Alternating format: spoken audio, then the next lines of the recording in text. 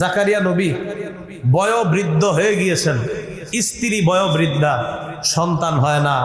মারিয়ামের ঘরে বেমৌসুমি খাবার দেখলেন, খাবার দেখা জাকারিয়া নবী আল্লাহর কাছে দোয়া করলেন, রব্বি হাবলি মিন লাদুনকা যুররিয়াতান তাইয়্যিবা, আল্লাহ আপনার পক্ষ থেকে আমাকে একজন পবিত্র সন্তান দান করেন।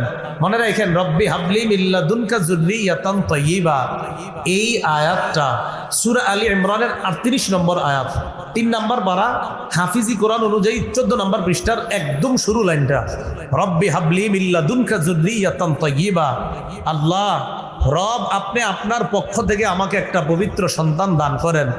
ইন্নাকা সামিউদ দুআ, আপনি দোয়া শ্রবণ করেন। এই এলাকার যে ভাইয়াটা বিয়ে করছে 10 বছর সন্তান হয় না, এই ভাইটাকে আর ওই ভাইয়ের বিবিকে বলবেন, তোমরা সূরা আলী ইমরানের 38 নম্বর আয়াতের রব্বি হাবলি মিন লাদুনকা থেকে ইন্নাকা সামিউদ দুআ পর্যন্ত এই দোয়াটা পড়বা আর আল্লাহর কাছে দোয়া করবা। এইভাবে দোয়া করবেন। আল্লাহ জাকারিয়া নবী বৃদ্ধ বয়সে আপনার কাছে দোয়া করছে, আল্লাহ আপনি জাকারিয়া নবীকে বৃদ্ধ বয়সে সন্তান দান করছেন। মাবুদ গো, আমিও ওই দোয়াটা করলাম, আমার বিয়ে হয়েছে 10 বছর, একটা সন্তান হয় না, আল্লাহ আপনি আমাকে এই দোয়ার বদৌলতে আমাকে একটা সন্তান দান করেন। এই দোয়া করেননি? করে না। না কইরা বাসে ওঠে আর টলারে ওঠে, উইঠা কই জানি যায় সন্তান চাইতে। কেন আপনি এদিক সেদিক যান? আল্লাহ তো শিখাই দিছে সন্তান কোথায় যাবেন। আল্লাহ কথাগুলা বুঝার তৌফিক দান করেন। তাহলে জাকারিয়া আলাইহিস সালাতু ওয়াস সালামের দোয়ার পরে আল্লাহ পাক রব্বুল আলামিন এবার সন্তানের সুসংবাদ দিলেন। সূরা আলী ইমরানের 39 নম্বর আয়াতে আল্লাহ বলেন, ফানাদাতুল মালাইকাতু ওয়া হুয়া কাইমুন ইউসাল্লি ফিল মিহরাব।